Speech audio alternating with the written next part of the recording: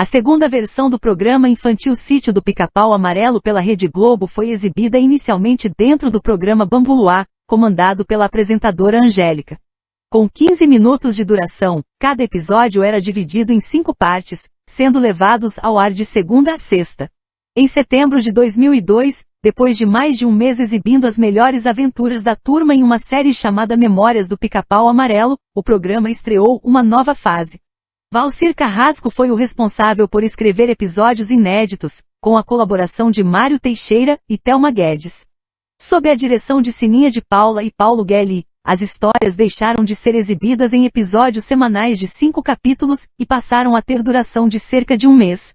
O horário de exibição do programa também foi alterado. O infantil passou para as 10h10. Grande parte das gravações do Sítio do Pica-Pau Amarelo era feita num sítio localizado na ilha de Guaratiba, na zona oeste do Rio de Janeiro. As cenas internas eram gravadas nos estúdios da Renato Aragão Produções, em Vargem Grande, também na zona oeste da cidade. Nissete Bruno dava vida a Dona Benta, Isabelle Drummond era Emília, João Acaiabe era tio Barnabé, Cândido Dan era Visconde, Du Moraes era tia Anastácia, Isaac da Hora era o Saci, Jacira Santos fazia a Cuca, Lara Rodrigues interpretava Narizinho, e César Cardadeiro fazia Pedrinho. Em 2003, os personagens do sítio passaram por algumas mudanças no visual.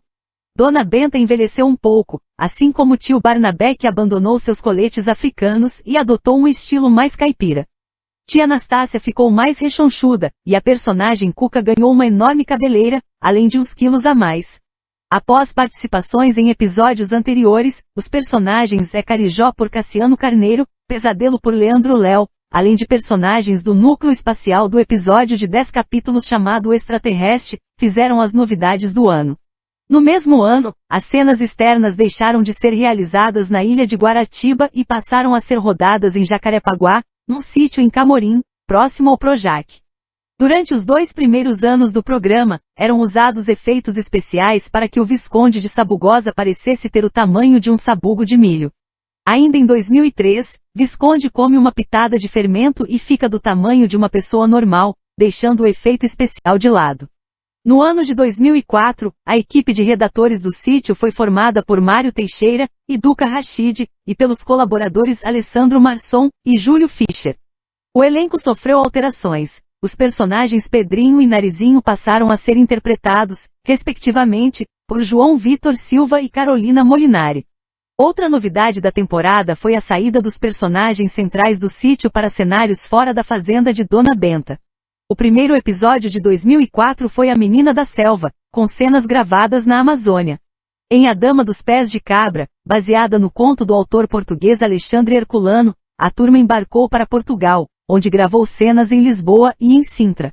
Também foi construída dentro do Projac uma cidade cenográfica especialmente para as gravações do Sítio do Pica-Pau Amarelo. Com 4.000 metros quadrados, o espaço incluía a fictícia Arraial dos Tucanos, com um lago repleto de marrecos, uma igreja, o celeiro, a chácara, o estábulo e seus jardins. A cenógrafa Giana Lanes conta que a ideia foi facilitar as gravações e reproduzir as cidades do interior de São Paulo, onde Monteiro Lobato nasceu. Na temporada de 2005, o elenco do sítio sofreu mais alterações.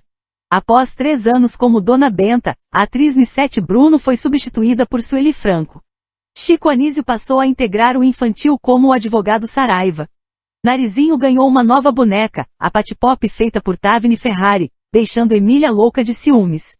Outros personagens que entraram em cena foram Cleo interpretada por Karen Marinho e João da Luz por Henrique Ramiro. O visual de tia Anastácia foi modificado, passando a usar um avental de patchwork, ganhando um ar mais brasileiro. Já a nova boneca de Narizinho, Patipop, usava roupas modernas e coloridas. Em 2006, o diretor de núcleo Carlos Manga assumiu a direção do Sítio do Pica-Pau Amarelo, e Pedrinho passou a ser interpretado por Rodolfo Valente. No ano de 2007, Sítio do Pica-Pau Amarelo passou a ser exibido no TV Xuxa, e completou 30 anos de exibição na emissora, que estreou na nova programação com a proposta de voltar às histórias originais de Monteiro Lobato. A nova fase tinha direção de Creso Eduardo, Carlo Milani, Alexandre Guimarães e Maria José Rodrigues, e direção-geral de Carlos Magalhães. Nessa temporada, houve alterações em todo o elenco principal. Narizinho passou a ser interpretada pela atriz Raquel de Queiroz Pedrinho, por Vitor Maier. Dona Benta foi por Beth Mendes, Tia Anastácia foi por Rosa Maria Collin, Cuca por Solange Couto e Emília por Tatiane Goulart. Um dos maiores desafios da nova temporada foi a caracterização da Cuca. Nos anos anteriores, a personagem usava uma fantasia de jacaré.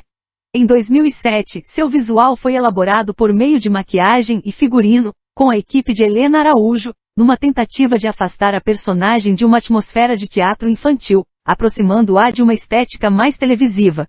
Emília também apresentou mudanças em seu visual. Diferentes tons de rosa passaram a predominar no vestido, a maquiagem ganhou um tom de bege para fugir da impressão de porcelana, e os cílios foram alongados, dando um ar mais angelical à personagem.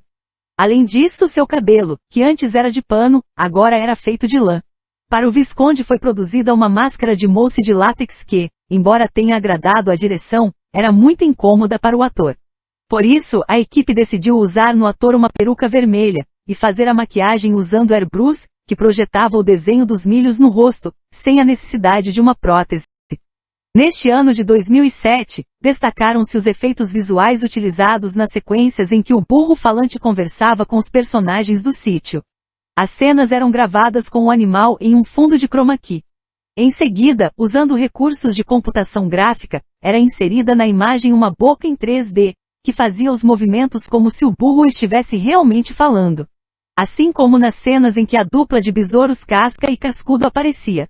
Em 2008, a Globo decidiu deixar o programa fora da grade por uma temporada.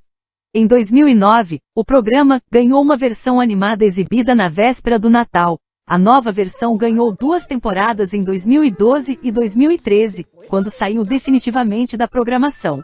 E até a data desse vídeo, nenhuma outra emissora produziu mais temporadas da série.